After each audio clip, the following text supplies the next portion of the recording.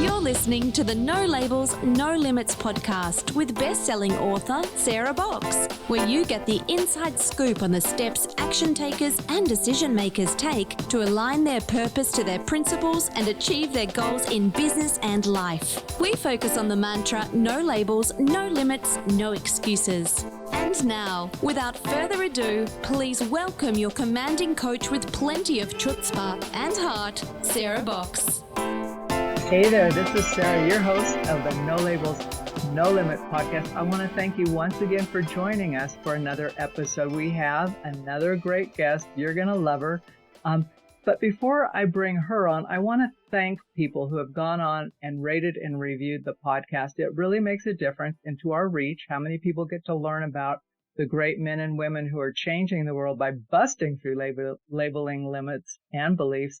And I specifically want to do a shout out to Tina Z, who said the podcast was real, relatable, and relevant, easy to binge. Oh, and I'm a podcast binger myself, with an interview style that's grounded and relevant. And she mentions that all of our guests have tangible tools for anyone who wants to grow a business as well as grow their spirit, which is true, that we really look for people who can bring that to you. And she gave a special shout out to a recent interview with Therese Skelly and her wisdoms that she shared in episode 263. So Tina, if you're listening today, thanks for rating and reviewing the podcast. It means a lot. It helps us reach more people all around the world. And I know today's guest, Joy Batra, will continue to add value, wisdom, and possibilities for all our listeners, because she and I just had a very short pre-chat. And honestly, it's one of the times I thought, you better hit record, sister. You're going to have a conversation. There'll be nothing to share. So with that, let me give you a little bit of short bio on Joy. She is the founder of Quartz Consulting, a freelance consulting firm that has advised startups, venture capital firms, Fortune 500 companies, the head of legal and Syndicate Protocol, and a former Bollywood actress. Now that's quite the package. She has a brand new book, which will actually be available March 8th. So depending on when you're listening to it, the book just went live or will be available shortly. And that's called The Freelance Mindset, Unleashing Your Side Hustle for Better Work, Play, and Life. You don't see those words together in the same sentence all that time. And in this book, Joy draws on a decade of freelancing experience and interviews with 50 freelancers. So I imagine she's going to have some great insights for us. And I'm going to ask her about a number of different things. Among them is this whole concept of monetizing our joy. Like, what brings us joy? How do we define success? When do we get stuck on things? What are those limiting labels and beliefs? And how do we conflate what we do with who we are, and so much more. So with that, let me just bring Joy into the podcast. Welcome her officially. Welcome, Joy. Thank you. Thank you so much for having me. It's great. I have an off-the-wall question for you. How'd you start your day today? How I started my day today was actually with this podcast. I was listening to an episode where you chatted with Tammy Guler-Loeb about being the CEO of your career. I went for a beautiful walk and felt super energized to then come back and try and be the CEO of my career. What did you take away from Tammy? She is one of our favorite guests. Like, people really like her and they reach out about her. So what did you particularly like about what Tammy shared? Yeah, I think there were so many interesting parts of that, but the one that really resonated with me was this idea of how we always conflate who we are with what we do. We think, my job is I'm founder of Quartz Consulting, therefore I'm a consultant and this is who I am. But what we don't realize is that sets us up for a lot of challenges in our life, because that label, like anything else, is not within our control. It's inherently unstable and it can disappear at any time. Ask anybody who has recently gone through a layoff or had a personal desire to change course. That label disappears, and then who are you? What do you do? And then that can be destabilizing, right? So absolutely. Let's talk about your why you started Quartz Consulting. What made you want to do that? What was your journey?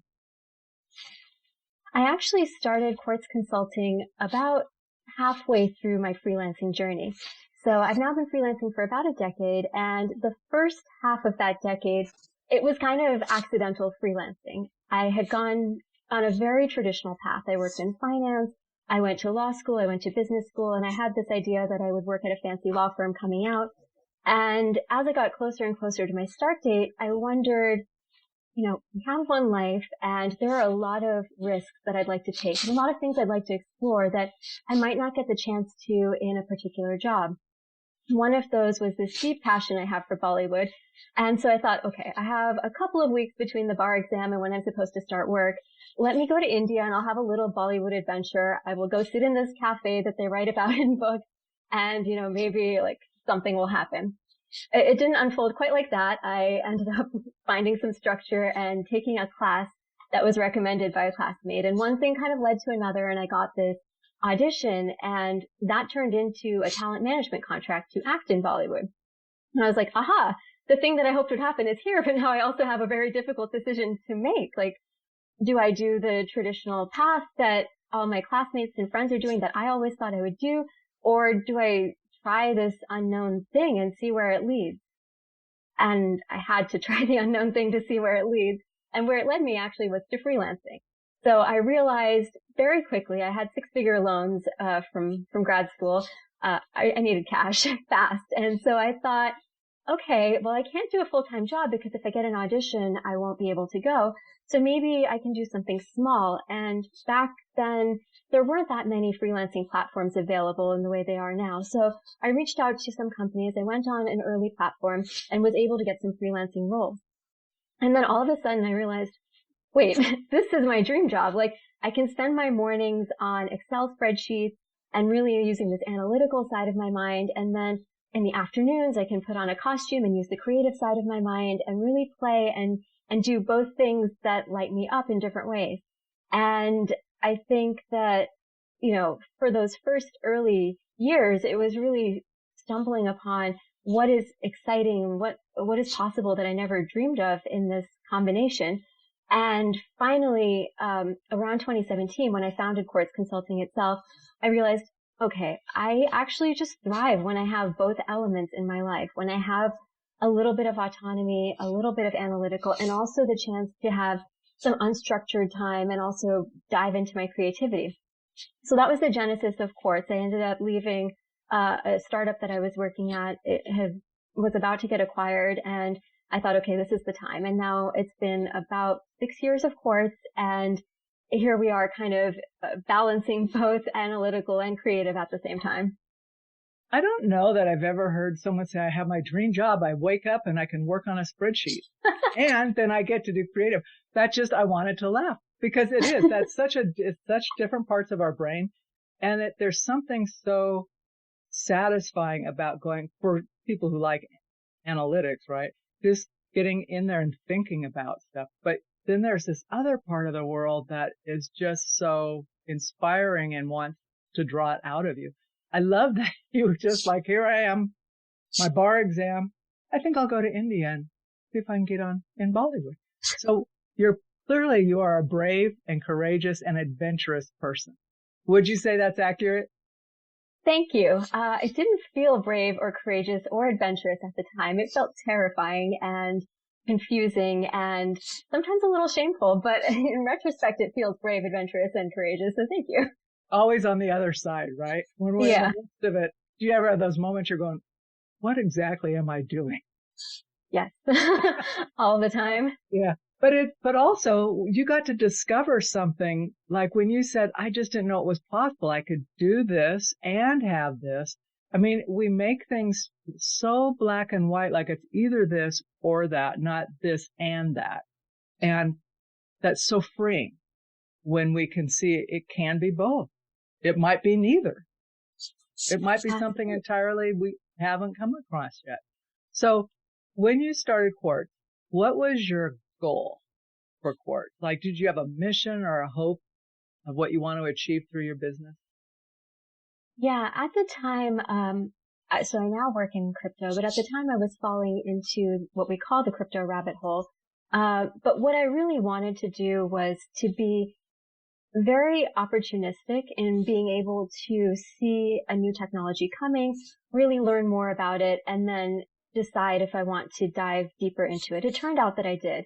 But the goal was really at the time to work in several different industries. So I worked in finance, I worked in media, and I worked in tech.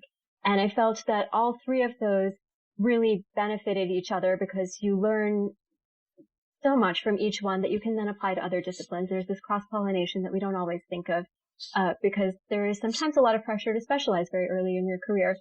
Sometimes it takes time to specialize, and sometimes you realize specializing is not right for you at all. But at that time, I needed to be in multiple areas. So the goal for Quartz was to explore that. Quartz has since evolved. It's been 6 years, and now it focuses primarily on crypto and fintech regulation. However, stepping back, the personal goal is really around being able to have both sides of my life active and really being able to dive into this joint desire for like control and for freedom, for like mastery and wonder, and to be able to do those. And I know we said no false dichotomies, but here we are with a dichotomy. I'm going to do either or, but together that makes me feel larger and like I can contribute more to any discipline that I'm part of. Yeah, I'm not sure it's a false dichotomy. I mean, I think they balance each other, truly, you know? But then that's my opinion because I appreciate that viewpoint. So let's talk about freelance, because you say freelancing actually can be an act of self-care and a vehicle for deep personal and professional growth. So I think you've given some examples of how it can stretch you, but what do you mean when you say it can be an act of deep personal care? The power of a freelancer is really in thinking about yourself holistically and what you need. In order to stay alive and in business as a freelancer, you have to do effectively everything. You have to do sales, you have to do the work, you have to do the taxes, you have to do the negotiation of the contracts, the legal aspect. You need to get yourself health insurance or figure out what your strategy is there. All of those things then make you really look at your life from a holistic perspective because you're fully in charge of both your career and your day. So on a very micro level, you're figuring out what you're doing every single moment, but you're also figuring out what direction do I want to go in? What do I need? How will I grow? And I think that's something that can be missing if we don't take the opportunity to reflect. A freelancer must always reflect because we're always pitching. We need the next sale. We need to grow. But sometimes when we end up on more of a traditional path that maybe we've chosen for ourselves or maybe others have kind of propelled us toward, we can kind of rely on the easy messages that we get from society where you do X, Y, and Z, and then you'll be okay. You get a job and the job will give you health insurance. It will make sure you have some socialization. It will, maybe give you time off for vacations if you're lucky. And all of those things come from something outside of you. Whereas the freelancer has to decide, what are my boundaries? When do I need time off? What are the projects that I want to work on? And in making all of those assessments for yourself and all of those choices for yourself, what you're doing, in my opinion, is absolute personal self-care. And I'm wondering, when you work with folks in that arena and you're helping them to think through all of that, is that a foreign concept for them to map out what they want first? And because there's always that pressure, like, I need that next client, I have to pay the bills, so that there's that tension between I'll take anything versus that's not a good fit for me. I trust that the thing that I will be the best at will be there. What do you do with that? Because first of all, do you see that? And then how do you help people with that? That is one of the hardest things about freelancing.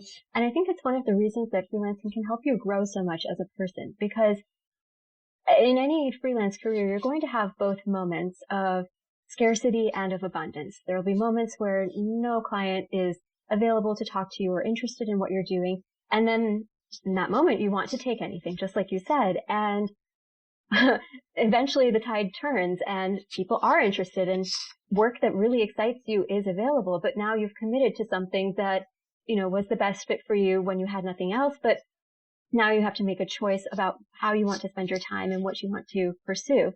And that's really the magic of freelancing, because I always say this, the pendulum always swings twice. You think things will stay one way forever, and they don't. They always change. So in the low points, it's trying to channel that moment and that feeling of abundance. And then in the high points, you have to remember what the scarcity felt like so that you save, so that you choose things that will set you up for success going forward and potentially make the next moment of, we call famine or a slower point in your career, a little bit less harsh if you have that control, if there are things you can change in your business. Just keeping in mind the way the last slow period felt for you can really unlock. But I think one of the key challenges in this is, as a freelancer, it can be very tempting to feel like you're the business, you're the product. And when there is a slow moment in your career, you might start to feel these feelings of shame or doubt, like, is there something wrong with me? Why am I not succeeding at this? And it can be hard not to internalize that, and to really talk back to these external messages that we get, where we start to think that we're not good enough or something is not right. So yes, absolutely. What I advise freelancers to do is to really try to take the feedback that they get. If they're going on many pitches and nothing is landing with a client, there is important information there. Either your pitch maybe is not communicating your value, or what you're selling, there's just no need for in the market at this point, and you need to tweak it. So either way, you're being more responsive to your client's needs and delivering more value that's focused on solving their problems. But that constant iteration, that constant feeling of being tested, both, in terms of like flow of work, but also in terms of making a sale and connecting with a client, is what makes freelancers really able to grow and what makes them so powerful. I agree with you, because there's that thing, like you're talking about, that back and forth, the iteration.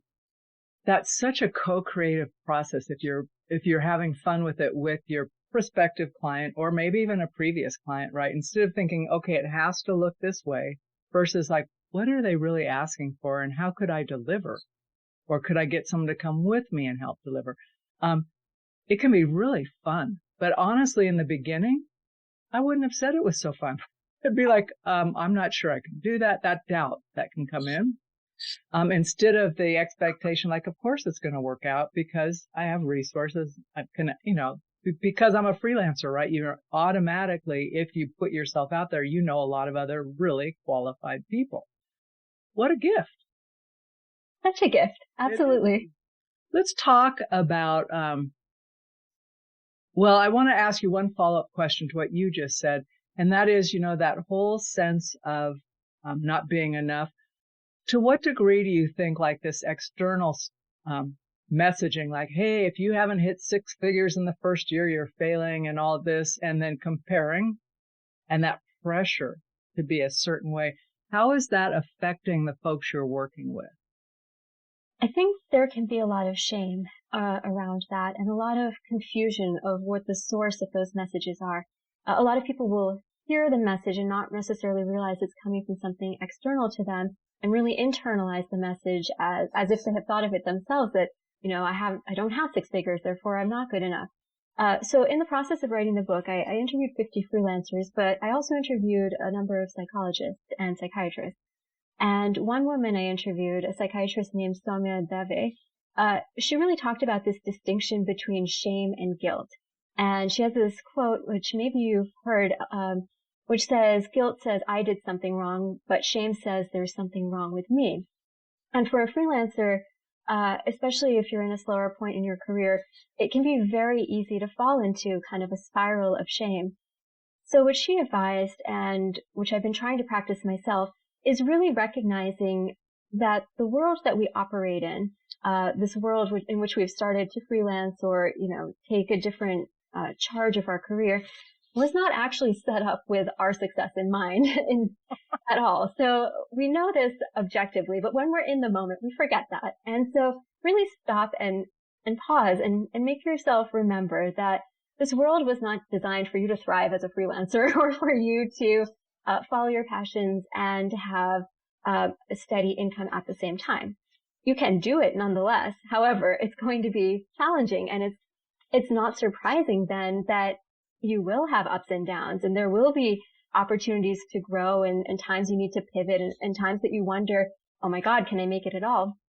And you might need to evolve as a business person and as a freelancer, but really, really question the messages, because it's very easy to feel what we feel and not understand the source of the thoughts and not understand what exactly we're subscribing to without even realizing that we've subscribed to these messages. It is really a sense of self-awareness, like stepping out of our own head and watching, like, I'm thinking that. Is that helping me? Not really. It makes me want to freeze or whatever. So I think that, and I like that quote and the distinction between guilt and shame, because it is easy to get confused. And if you don't tell anybody you're feeling that way, then it's just you circling around in your head, making yourself feel worse. Yes. Do you find absolutely. that freelancers quit too soon? Like they're so close to like turn the corner and being like getting what they were going after, but they just get discouraged? I actually don't think freelancers quit at all. Oh, So I think we were talking earlier about these false dichotomies in either or. And I think we have this temptation to think of freelancing as very all or nothing. You're either working full-time or you're a full-time freelancer. But in reality, we have many different permutations of freelance and full-time, or work and non-work that we can really play with. So you can be all full-time, no freelance. You can be full-time with a little bit of freelance nights and weekends. You could be part-time work and also part-time freelance, or you can be fully freelance. And I think my book is set up as kind of a hero's journey, because going into the world of freelancing is very, very disorienting. You call to this great adventure, and then you get there and you're like, oh my God, can I survive?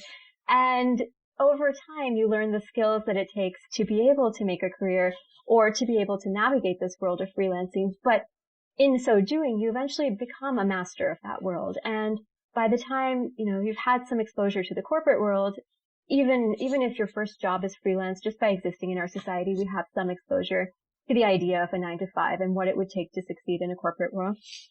Then by navigating this freelance world, you then become, skilled, and you develop mastery of that world such that you have mastery of both worlds, and you can choose when is it time to toggle back and forth between freelance and full-time.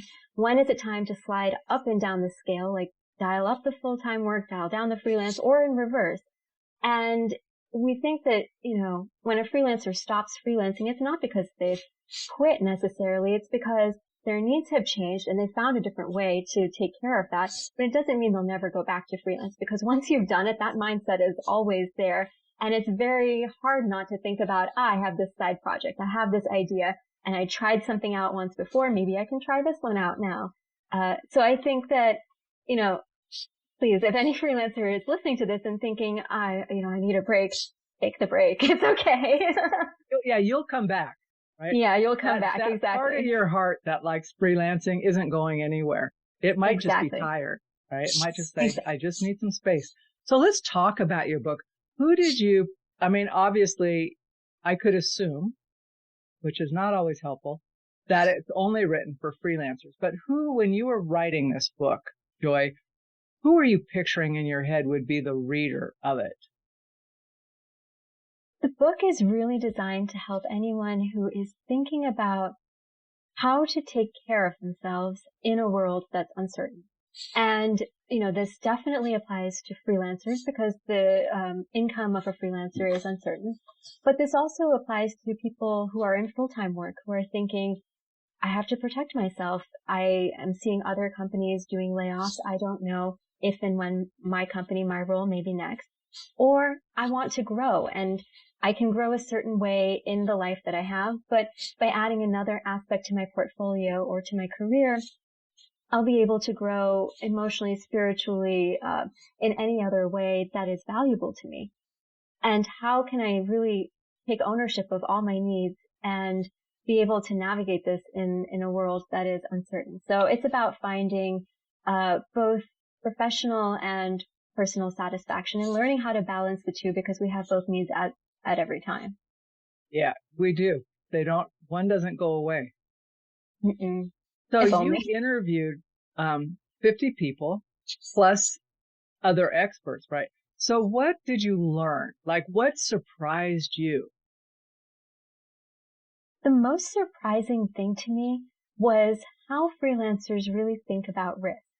Because if you talk to somebody who's thinking about freelancing for the first time, first, they might be thinking, oh, I could never do that. That's terrifying. Like, I wouldn't be able to handle it.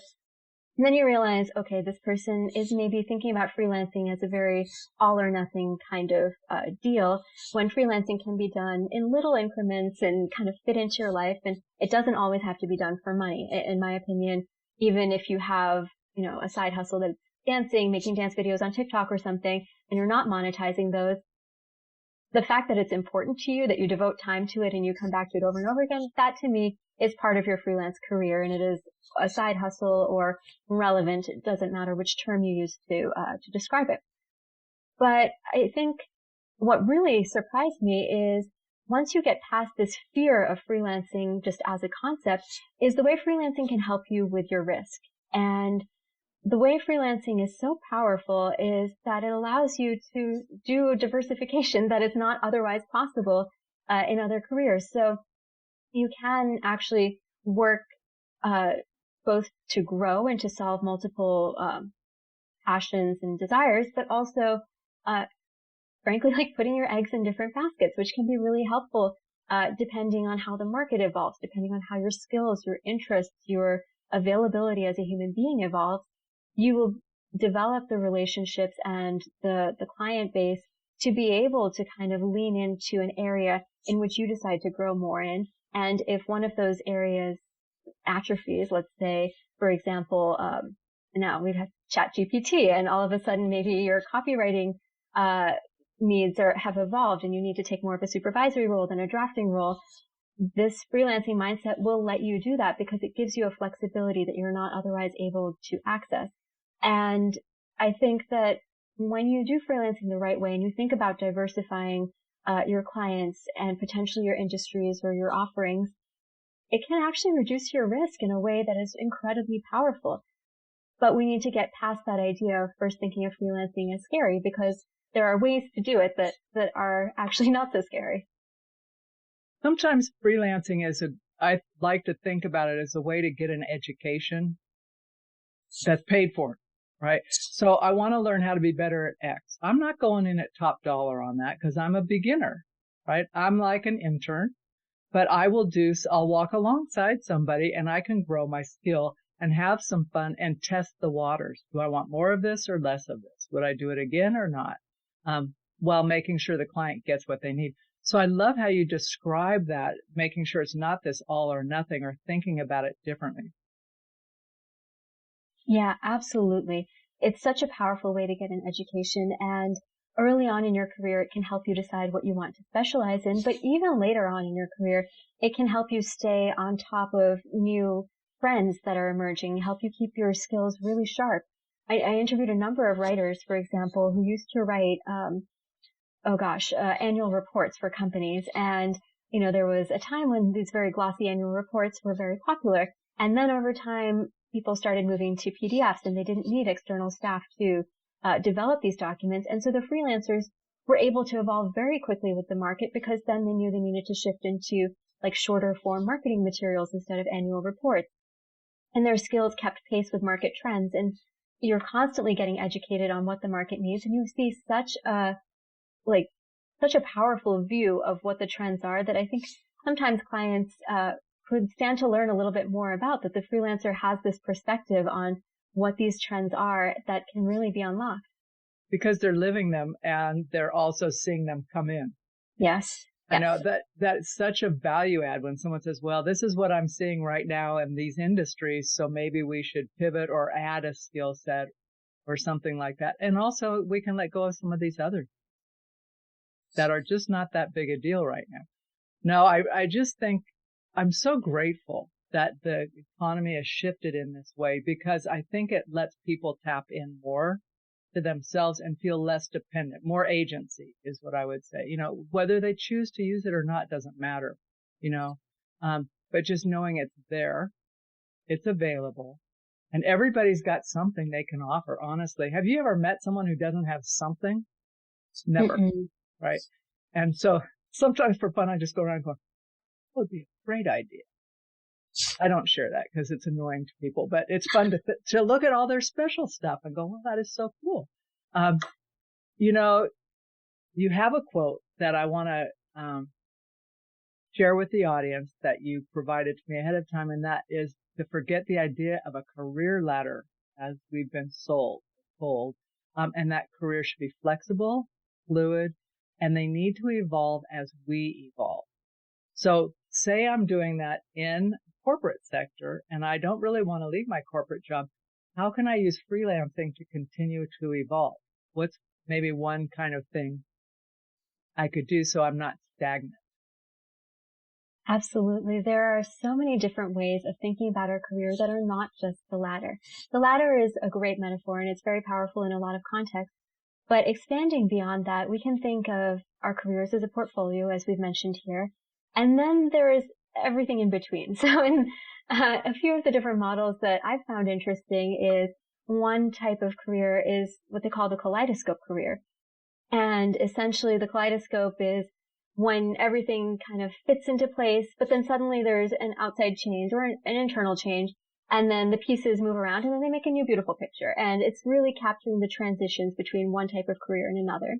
And there are, a variety of other models. But if you are in this example of somebody with a successful corporate job that they like, the way I would suggest you explore freelancing is to think about how you can grow and by adding something else to your portfolio. The way portfolio careers grow is either you can add another component to it and then you have more things in your portfolio, or you can grow the individual sections and your portfolio overall grows. For somebody who likes the specialty that they have, I would suggest really thinking about how can I dive deeper and add a different element of that specialty. So maybe if this person is a lawyer like myself, how can I get involved in research in a think tank? Or can I do some pro bono work that will be helpful and give me a different skill set that I can then apply to my day job? That may be one model. The other model, that's kind of the vertical model. The other model is if you need to grow horizontally and you think, okay, I'm really, really loving my job, but I could be better at negotiation. I don't stand up for myself. Then thinking about horizontally, what are the skills that are missing that could help me as a negotiator? And maybe it's as simple as a negotiation class, but maybe you realize, I want to be more assertive. I want to be more vocal. Let me try an improv class. Let me try theater and see how those skills can then transform what I'm able to bring to the desk on Monday morning. And really being open to different ways of using the limited time that we have to be able to grow in the ways that we care about. And the ways that we can't always do within a job. I'll give you one quick example. A few of the people I interviewed were film producers, and they actually worked at a larger production company, and everybody there was a creative. But as people got further up the ladder, the work they did really started to specialize, and they weren't really scratching the same creative itch that they had at the beginning. Or, they became very good at something and they had to do it repeatedly. So that company actually, I think, is very forward thinking.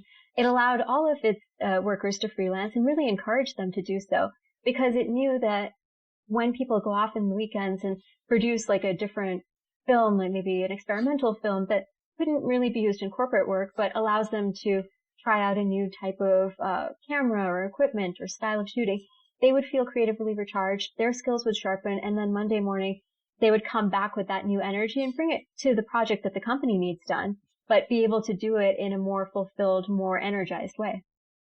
And if your company doesn't have that mindset yet, you might be the person to introduce it. Yes. It can be scary to really be the first one, to be the leader, especially when you don't see any of your peers thinking this way.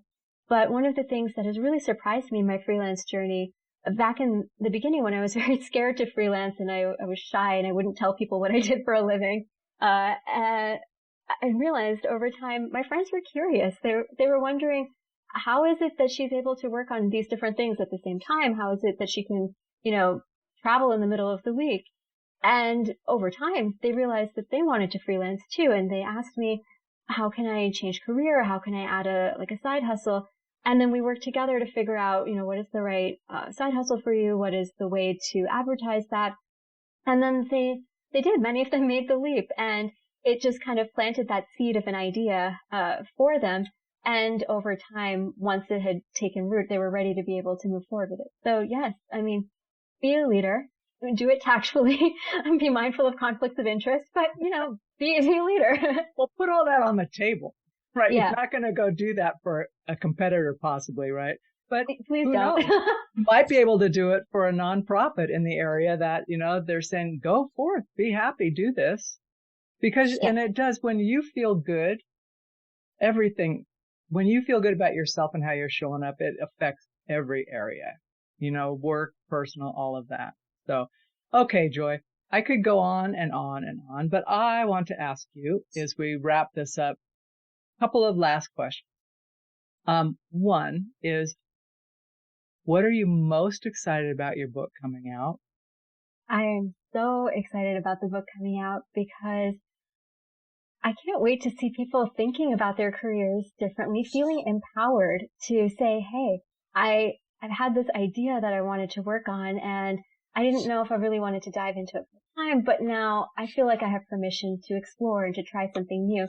And I can't wait to see what the new careers and hobbies and passion projects that come out of this are. I would love for anybody who feels the way I felt, recently and also 10 years ago, when I didn't know where my career was going. It didn't look like my classmates or my friends.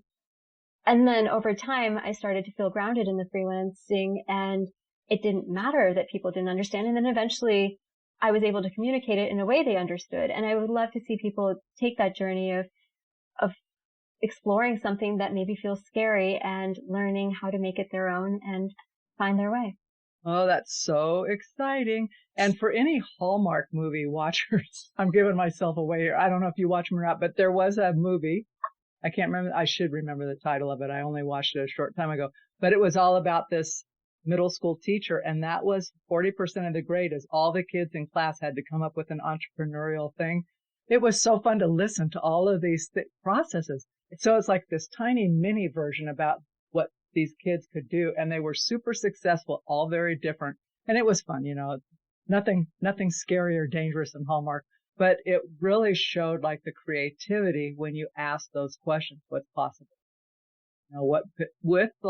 Who's your market? The business framework, but okay, next step. So I think what you're putting out there in the world is going to really change some lives, Joy. So I've been excited to get to talk to you today.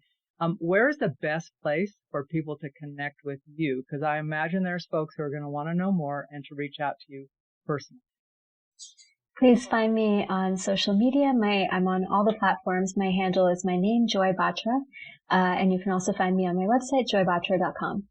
Okay. And we'll put those in the notes for folks. And as we are wrapping up the podcast, I'm going to give you the final word. If you were going to give one piece of advice to the pre-Bollywood Joy, what would it be? Trust yourself. You know what you want to do. And if you're afraid, that's okay. That fear is there for a reason, because there are things we can learn from it. There are things we can do. For example, if you're afraid of running out of money, having a financial plan is very important. But what you want to do is important, and honor that and find space for it and make space if it's not available. Thank you, Joy. I have so appreciated having a chance to talk to you today. Thank you so much for having me. It's been wonderful. You've been listening to the No Labels, No Limits podcast with best-selling author, change agent, and strategic vision coach, Sarah Box. You can grab the show notes and find out how to work with Sarah at sarahbox.com/No Labels, No Limits podcast. We'd love this podcast to reach as many people as possible. So please remember to rate, leave a 5-star review, and share the podcast with someone you think would get value from this conversation. Until next time, keep taking those daily action steps to align your purpose to your principles and achieve your goals in business and life.